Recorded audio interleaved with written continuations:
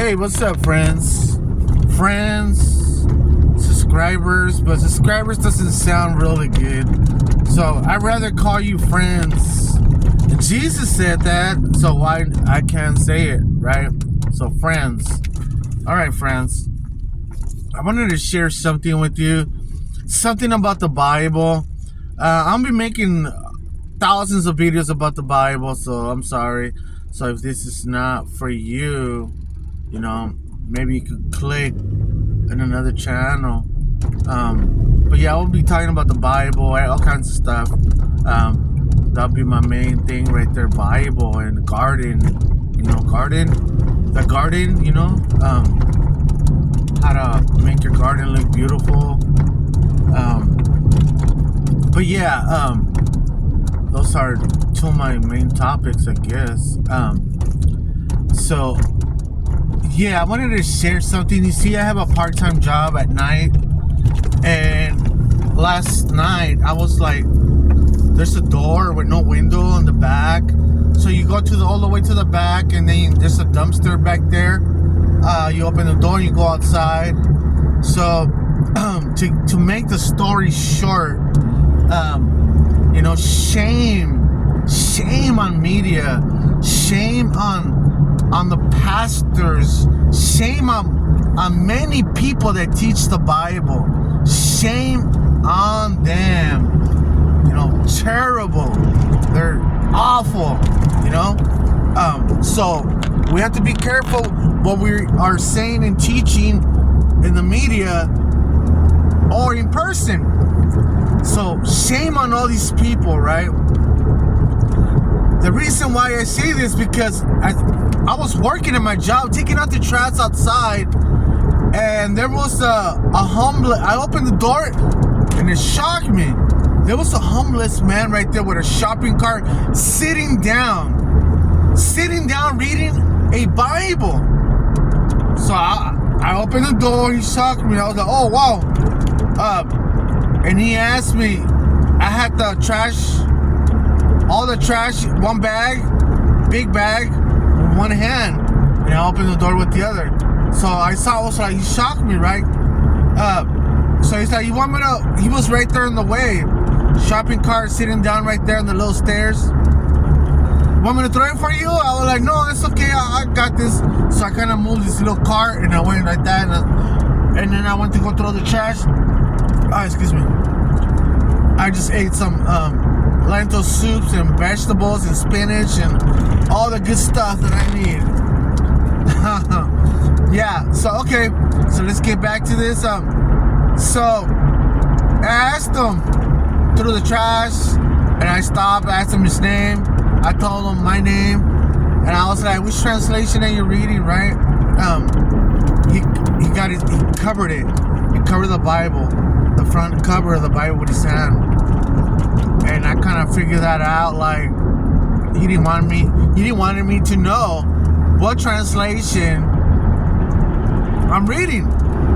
Maybe he thought that I was going to be one of those people that criticizes all the translations, like in the media, like all these professors, all these scholars, all these people that are making a name for themselves and stuff, putting the dollar symbol on their YouTube channel when they'll read 3 Bible verses, or they'll smoke weed or whatever, and they'll put a dollar signal. Those terrible people. But yeah, so I was like, I told them right away, like, you know what? That's how it is, like a lot of people, they'll see the Bible, the translation of the Bible, and they criticize it. But, I'm reading the Bible too. I just finished the book of Psalms too, and Proverbs, and he was reading the book of Genesis. So I'm like, yeah, I read that book before, Genesis. So once I start kind of breaking the ice with them, basically telling him that it's okay, you can read any translation. He's a homeless guy in the streets. Where did this man got that idea of covering the translation with his hand? Because many people out there, like I mentioned, all these professors, all these wannabe professionals in scriptures and all these other stuff, they bring out a lot of good points, but you gotta let people read the Bible, any translations, and once they're into it, maybe they could like change the translation or go to another Bible. By the end of the day, it's almost everything's almost like kind of like the same, but the meanings will be distorted sometimes, but still, it's still God's word, and we are not at fault. The people that are at fault are the ones that are taking and removing things, so they're the ones at fault. So yeah, this shocked me. Shame on these people. On media, on these professors that are always telling people. The other day, someone told me, someone saw the New King James Bible in my truck right here. I had it right here. So I had the New King James Bible, and they comment. It was someone that was right here. Someone, I don't want to say his name, but yeah. So he's like, oh, that's a terrible translation, and they told me, right. And I'm like, it's okay, as long as I'm reading it. But I also have a lot of them in my house. I got the King James. I got all these other translations. I got the Hebrew, the Greek, the good stuff. I have a lot of good stuff in my house, in my little tiny library. I have my stuff there. So he didn't know what to say. So yeah. So these people will tell you not to read the Bible. That's Satan right there. He will discourage you and will put translations out there like, oh, that's a bad translation. So by doing that, I realized I kind of done it myself a little bit. By doing that, like, it makes the person confused. Well, this guy said that this was a bad translation, so I'm not gonna read it. So they have that mentality, and that mentality is planted in us by others. So that's why I say shame on media, shame on all these dollar pastor symbol people out there in the media, and other people that shun others just because they think they're right when they're wrong. So yeah, so that was awful. That was a sad thing to see. That homeless guy cover the Bible was like this. As soon as I asked him about the translation, he went like that, like, and his reply after that, when I was trying to tell him that I understand this and that, these people like that, and his response was like, basically, never mind the translation. That's what he was saying. Never mind that.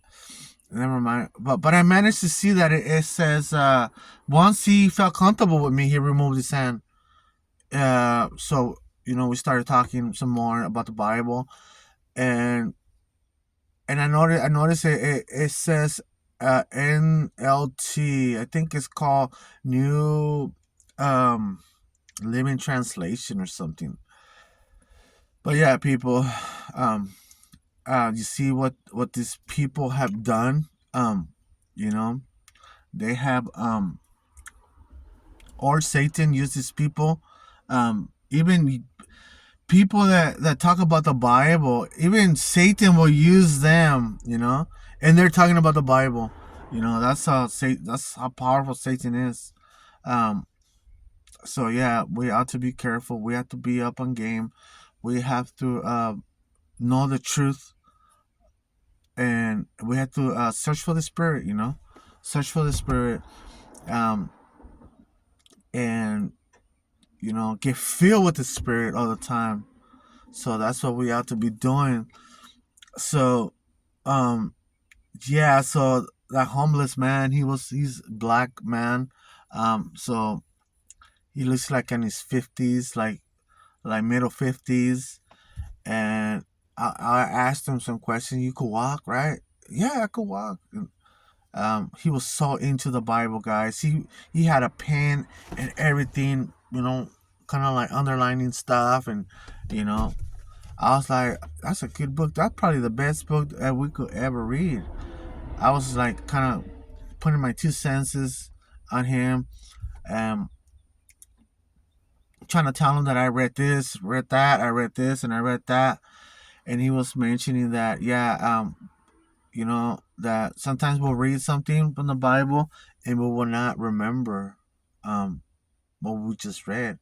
We could read like 3 chapters or whatever, or the whole entire um, account of Genesis, and each time you go back to it, say you go back to it, and then you'll remember, and then you bring out more points, more more stuff out of it.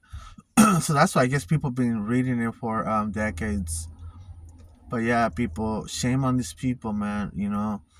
I gotta, it's okay to find out truth, and truth about, like, when they change things, you know, adding and subtracting words, and distorting the whole meaning, because it does happen in the Bible. People, translators, they want to be creative and want to put their 2 senses in there, and they want to add words or animals, genders. They'll change stuff around according to their knowledge. So but we shouldn't worry about that for right now. We should just focus on reading it, and then within time, maybe we could find out more stuff. I think the point is to read it, no matter what translation it is, no matter what anybody else says. The point is just to read it. What do they call it? Basic instructions before leaving Earth. So there you go. Those definitions for the Bible. Before you leave Earth, you got to read it. Wherever you're going, hell, hell, or heaven, or paradise, Earth, or another dimension with the Martians, or wherever you're going. So we have to read it before we perish. So that's my goal in life. I gotta read the whole entire account of the Bible and meditate and learn everything that I can. The Bible says, "Do not be deceived." So as you can see, just by sharing this, the trauma that was built, that was teach to us by yeah, as you can see with the example of the homeless man, covering it, the translation, like, very quickly, as soon as I asked him that question, you see, why would he do that? You see, so there's your answers, right here. All right, I just wanted to share this for right now. I gotta go hit it. I gotta start getting um some stuff organized for tomorrow. All right, have a good day. Have a blessed day, and don't tire out. Keep on going. Don't tire out. And if you do, take a break and then just keep on going. All right. Have a blessed day. All right. Bye.